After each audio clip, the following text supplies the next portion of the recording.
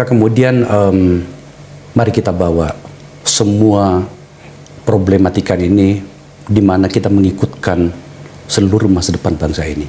Apa yang saya maksud? Kita sudah harus memulai sebuah karakter kekuasaan di mana ada langkah, ada tingkah, ada tanggung jawab. Ya. Kalau terus-menerus kita memberikan permakluman atas sebuah kesalahan yang tadi Pak Prof katakan sudah sangat jauh, maka saya tidak yakin kita akan kemana-mana.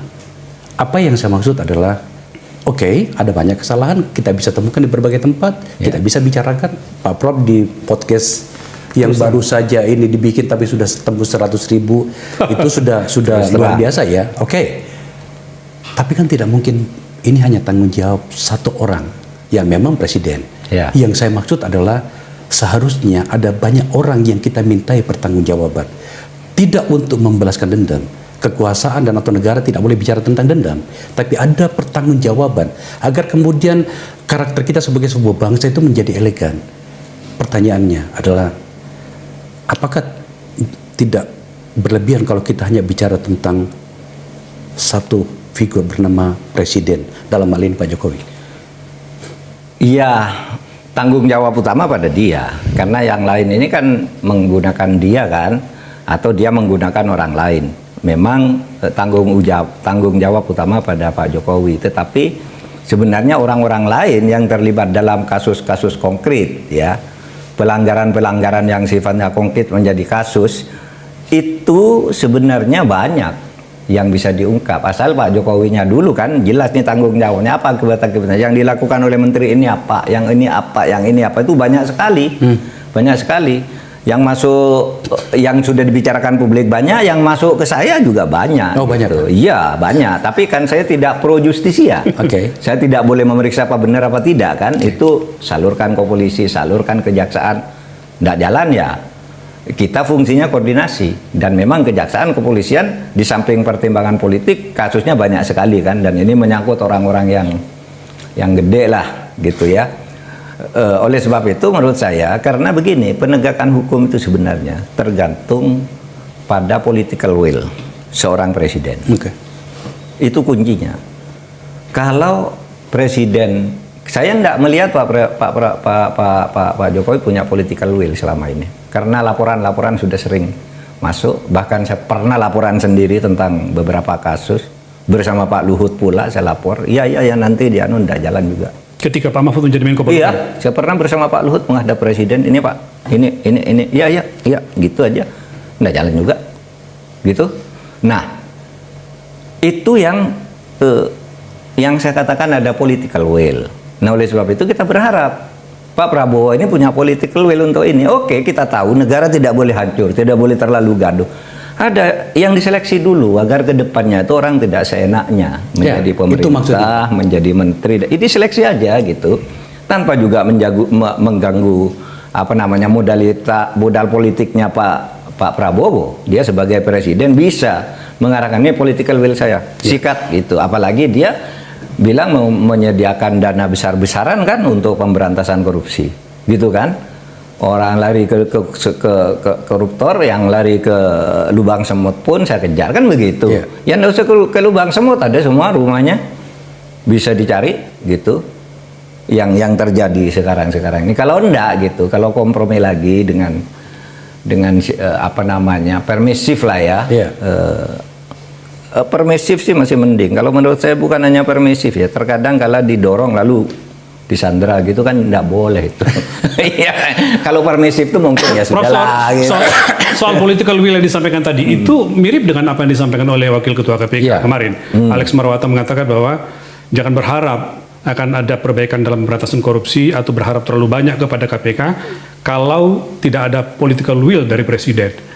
Di sisi mana yang selama ini? Itu kan maknanya bahwa selama ini tidak ada atau tidak cukup political will dari presiden. Di mana itu? Sebenarnya kalau political will presiden terhadap KPK itu gampang. Biarkan aja KPK bekerja. Nggak usah diganggu, itu aja. Nggak usah dibantu lah, tapi jangan diganggu. Itu banyak akan produktif KPK. Selama ini perasaan kita ini dilaporkan KPK, ya kadang-kala isu-isunya dan isu itu juga dikatakan oleh orang KPK sendiri kan, saya dipanggil ke istana lah, saya di mana ini kan sudah orang KPK sendiri. Ya, Kemarin bahkan mantan ketua KPK di tempat saya, Pak Agus Raharjo, Agus. itu bercerita bahwa dia bahkan sampai dibentak dan dipukulin meja Nah, itu untuk kan sebuah kasus dulu gitu. Iya. Waktu dia sebagai ketua KPK. Iya, baru satu Artinya kasus. terkonfirmasi cerita ini. Iya, Iya, iya, itu dia. iya.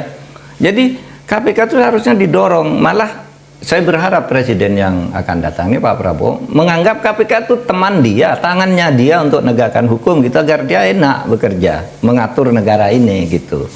Nah, selama ini saya merasa KPK tidak dibantu juga. Malah kok masuk ke situ. Saya dulu kan agak protes juga. Kenapa sih KPK itu kok diundang ke sidang kabinet untuk apa? Kan ada di luar kabinet dia. Oh, kalau karena penting ini penegakan Karena hukum. rumpun eksekutif, bukan karena itu. Bagian dari. Iya, itu salah.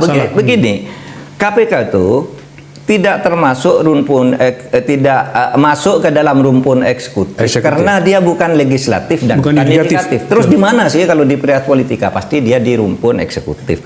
Tapi rumpun eksekutif itu sendiri ada yang independen dari presiden, dari kabinet. Banyak. KPU misalnya kan tidak pernah diundang rapat KPU. Diundang untuk rapat konsultasi tapi bukan rapat kabinet. Komnas HAM tidak pernah diundang juga. Harus kirim surat untuk konsultasi, itu pun jadwalnya kadang-kala molor, nggak jelas gitu. Kenapa kalau KPK lalu punya jadwal hadir sidang paripurna gitu? Maksudnya biar saling mendengar. Kalau saling mendengar undang semua dong. Yang setara dengan KPK itu kan banyak gitu. Kenapa yang lain tidak? Kan sama-sama masuk rumpun eksekutif gitu. Nah, itu yang dulu saya bilang, kenapa sih KPK kok diundang?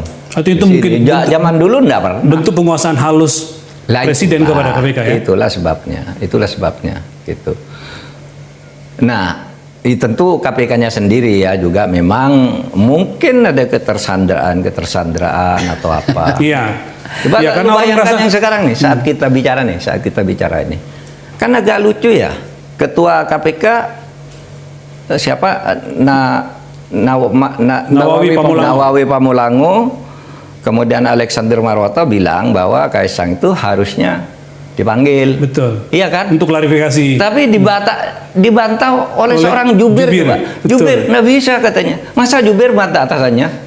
Harusnya jubir bilang ke atasannya, lalu atasannya yang meralat kan gitu. Ini kan berarti sudah ada kendali dari luar. Iya kan? Nah, masuk akal. Saya baru lihat sekarang jubir membatalkan pernyataan ketuanya. Sehingga KPK jadi maju mundur Pak sekarang. Ketika panggil tidak, kayaknya mundur sih, bukan maju mundur.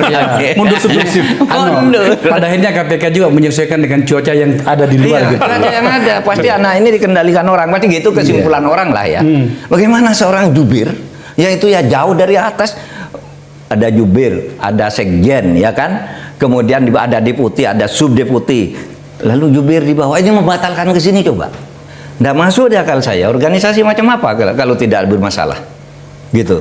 Baru kemarin bilang mau manggil, sekarang nggak bisa katanya, bilang gitu. Itu sudah diserahkan ke bagian apa namanya pusat. Pada saat Pak Mahfud sebagai Menko Polhukam itu untuk kasus KPK ya, pernahkah terjadi sebuah peristiwa atau sebuah kasus di mana kemudian Pak Mahfud tak tahu menahu pada sebuah peristiwa besar di KPK, tapi ternyata ada sesuatu terjadi? Pernahkah terjadi itu, ada informasi bahwa itu karena ada tentakel dari istana sampai ke sana? Oh enggak, kita melihatnya itu sama aja dengan masyarakat awam, kok begitu sih gitu. Tapi kalau yang ke saya itu yang justru memperlancar, ya misalnya yang memperlancar itu yang kasus Gubernur Papua, Lukas NMB, itu kan sulit sekali ditangkap lah gitu. KPK kesulitan gitu ya, akhirnya saya turun koordinasi kan untuk menjelaskan ini aja, korupsinya harus ditangkap dan sebagainya, macam-macam, malah kita mau digugat segala. Akhirnya kita kerja sama-sama ya, ketangkap gitu. Nah, kalau yang zaman saya ya, yang masuk ke saya ndak ada yang begitu, tetapi saya kira yang kasus Kementerian Pertanian itu kan yang iya KPK-nya sendiri, bahwa KPK entah bermain dengan siapa di luar, apakah itu istana atau bukan, saya tidak tahu. Yang kasus Menteri Pertanian itu kan juga gitu kan, sudah hampir begitu nyatakan tersangka masih dirahasiakan ketersangkaannya sehingga menjadi isu. Nah itu muncul kasus ketersangkaan, tiba-tiba ada berita Syahrul Yassin Limpo Menteri Pertanian tidak pulang, tidak diketahui kemana. Ini nama masuk akal juga kan, seorang menteri pergi ke suatu tempat, sekjennya tidak tahu, ajudannya dihubungi tidak bisa, lalu tidak ada yang tahu ada di mana. Nah baru sudah itu saya undang komisioner KPK, apa yang terjadi? Yang terjadi itu ternyata Syahrul Yassin itu sudah tersangka. Nah lalu kenapa? Lalu ceritanya Pak, ini sejak Juni, ini baru tersangkakan 26 September, karena sudah Juni diputuskan itu tidak keluar-keluar gitu, persetujuan dari seorang pimpinan lah ya, sehingga ketika pimpinan sedang keluar ditandatangani ya, aja. kita dengarkan itu. Kita dengarkan itu. Ditandatangani berempat, lalu ya itu saya duga, ini feeling saya, ini kalau tidak ada yang tahu bahwa sudah tersangka itu lari dulu, nanti yang di luar pulang kan, yang di luar anggota KPK pulang lalu dibatalkan lagi kan, kira-kira. Maka saya bicara, itu udah tersangka loh, kalau enggak bisa dikejar oleh Interpol, saya bilang. Nah pulang dia, pulang langsung diproses di KPK betul.